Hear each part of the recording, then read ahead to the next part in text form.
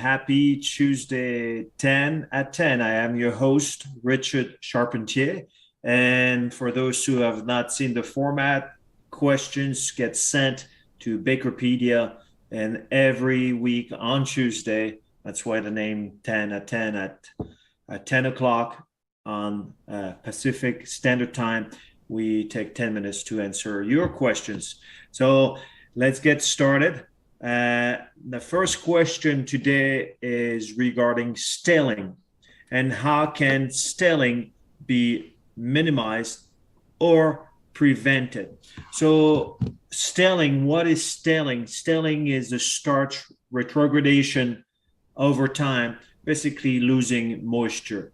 So as the starch molecules, it's basically very much like a branch tree. They expand, and as the shelf life is happening over time, they start regrouping and getting tighter, making the bread a little harder. It's how do you prevent it? It's all about balancing moisture, what I call as moisture management. How do you control the moisture within your baked product? And that has to do with also the different ingredients you're putting in. So you can control it through having the right humectant or the right hydrocolloids or colloids, which could be fiber, starches, modified starches, to hold on to the water a little longer. Or you could also prevent it through playing with the right enzymes.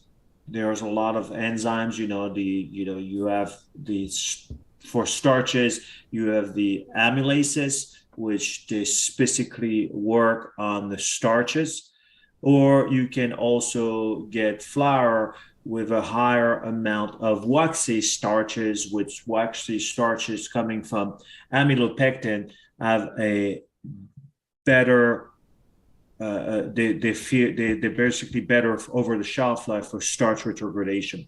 So it's difficult to within a few minutes to tell you do this and do that. I'm not sure what product you make and whether or not you can add other ingredients, because that's a start. Is where is your shelf life today? Let's say I'm assuming your shelf life is 3 days and you want to get to a longer time.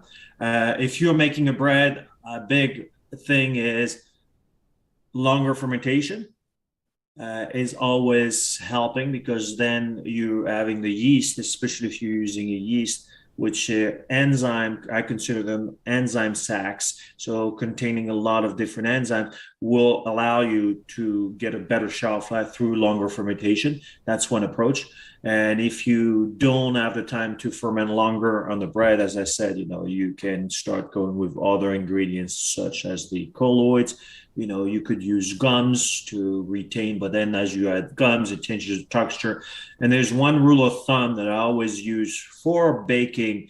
And every time you add an ingredient to a formulation, or you make a change to your process or your ingredients, it also has what I call the cause and effect syndrome. So if you do something even as minimum, always validate to ensure it doesn't change. So if you switch even from, I've seen, from one ingredient, from one flour to another vendor, they don't perform the same way. So it requires a lot of adjusting. And everything that you do once you're in your process, and especially if you're increasing the shelf life of the product, will have to be checked, especially if you get 2, 3 weeks, 4 weeks, and longer shelf life. So I will always highly recommend to do so. But I hope it helped you out. So now moving on to, we have two questions. The last question, it's regarding cake slicing.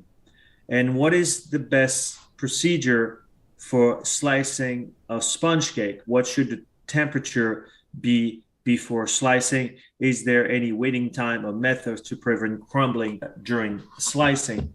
So ideally, you want to be able to slice when the internal temperature of your cake is within ambient temperature. So you could have the surface of your cake, especially if you have a bakery where it's hot and a lot of people are using fans, and the surface of your cake is going to cool down. So I always say, take a thermometer, a probe thermometer, check the internal temperature. You could be having 100 degrees on the top, and internally you're still at 135. So you're still not fully set. So fully set is when, there's no more moisture moving around, and well, it'll move around, but when the cake internally has cooled. So how many hours? So I don't know of your system. In order to prevent the crumbling as you're slicing, it's going to be mostly within the formulation that you have. Remember, once you make cakes, you have toughening agents and you have softening agents. Softening agents will be the egg yolk, will be sugar, will be, different ingredients you can use, the gums, and the toughening agents will be, the egg white, the flour, anything dry that's going to solidify. So it's finding the right balance for your cake that you can slice it, because as you're going through the blade, it's adding a lot of stress within your cake. So if it's not, if you have too much sugar or not enough sugar, it'll start getting crumbly.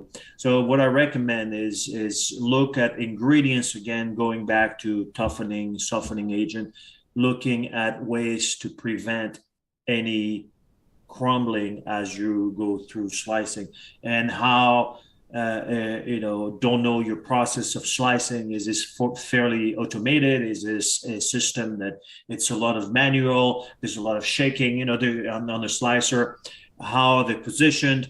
A lot of it, a lot of the small factors will play a big contribution to how well you can slice and how efficient. So I hope it helps, and thank you for sending your question.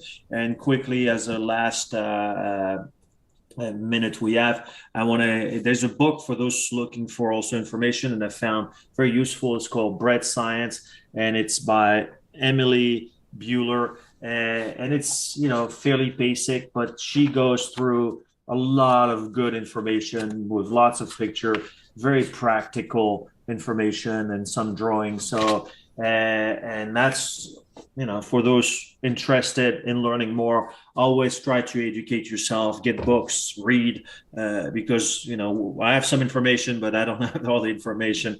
So and the more you read, the more you understand, the easier it becomes for you on your journey to become, the a better baker and have your customers happy. So on that note, thank you very much for watching Tuesday 10 at 10. Thank you, and I'll see you next week. Happy baking. Thank you.